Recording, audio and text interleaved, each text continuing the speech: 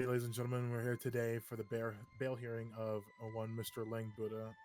He is accused with the following: one time serial assaults and killings, 2 times first-degree murder, 2 times attempted first-degree murder, and 1 time criminal possession of firearm class 2.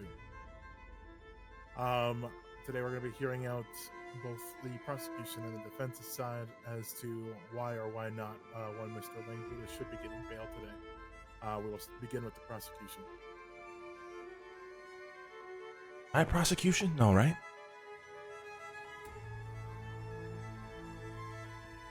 Okay, good. Okay.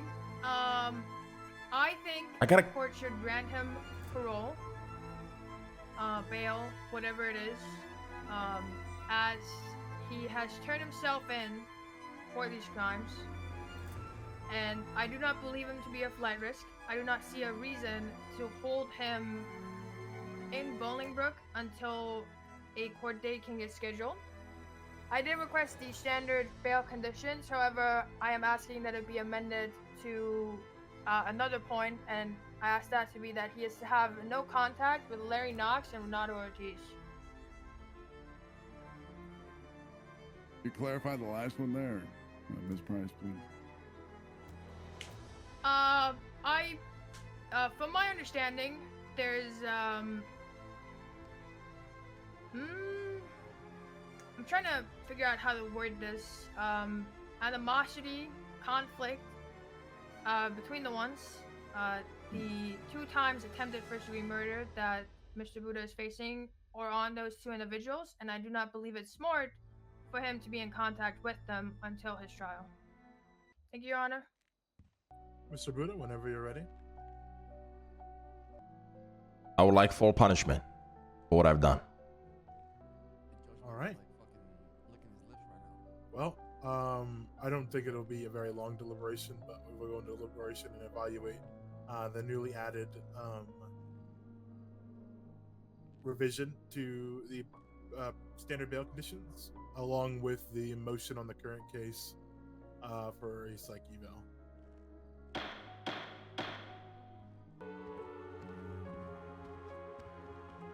Here we go.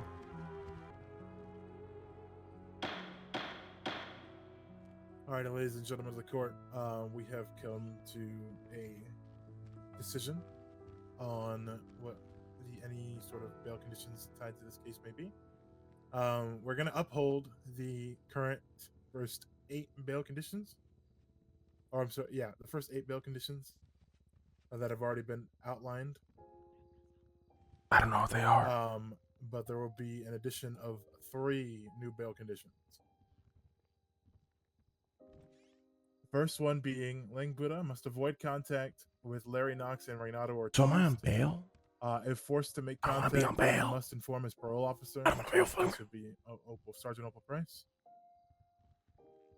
The second condition, Mr. Buddha will be placed under house arrest. The property will be chosen and designated and agreed upon by the presiding judges, which would be myself and Mr. Barrick here, and the prosecution and the defendant's representation, which in this case he will be representing himself. And then additionally, in private, parties will have to discuss where the property.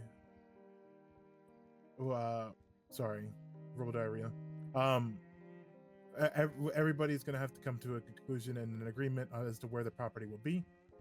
At any point, Lang Buddha is not to venture further than 3 car lengths in any direction from the walls of the property. This includes vertically up or down. While on house arrest, upon waking up or going to sleep, Mr. Lang must attempt to make the call or make contact with his parole officer. If they are unreachable, he must 311 and inform the rest of the police instead. Visitation indoors is limited to 1-on-1, excluding police, unless approved by Mr. Lang's parole officer or observing police. Visitation outdoors is open to group settings, but must be supervised at least from a distance by police or DOC if none are available. Additionally, if outdoors alone, Mr. Lang should actively Chad, look. I still get sentenced keep his after this, distance, right? keep distance between himself and others that approach him without a supervising. Okay. Then we're fine. If we get sentenced at some point, I'm cool with this. After every visitation, Mr. Lang will consent to a search of his person. This may include the property itself, for contraband if it is believed that he could be in possession of any weapons, intoxicants, controlled substances.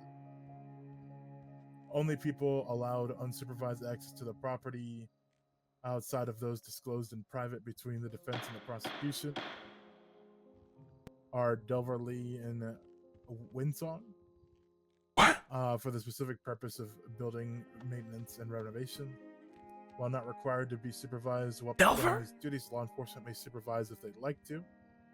In an emergency, medical services are obviously permitted entry. And if food is ordered / delivered, Mr. Ling must throw in one the name of the delivery person. And then for the last addition to the bail conditions, Mr. Lang must have 2 psychiatric evaluations done. One before the trial while on house arrest to determine if he is fit to stand trial. And another whether he is sentenced or not as a checkup to follow up on the first psychiatric evaluation. And these evaluations must follow the guidelines outlined in the psych legislation. And that is a decision of this court.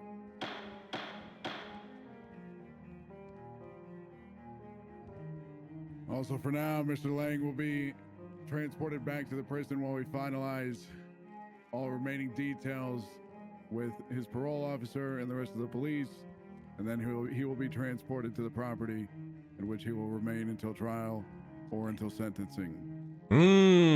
Wait, this is great.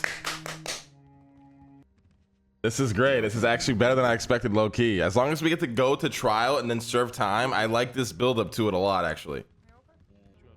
The fact that my visitors has to be one-on-one is fucking amazing, by the way. All right, I'm gonna unhandcuff you from the table.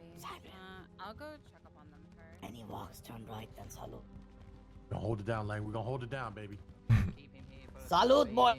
We're gonna hold it. Salute, salute. Keep him here for now. We need to check the fit. There's only like 2 people saluting, chat. We just want to make sure it's safe outside because of the gunfire, and make sure that. Dude, I'm loving how this arc is turning out. My God. Cypress OP has been absolutely insane. I don't give a fuck what anybody has to say about it. It's actually turning into probably one of my favorite all-time arcs for the character. Obviously, recency bias plays a big play in that, but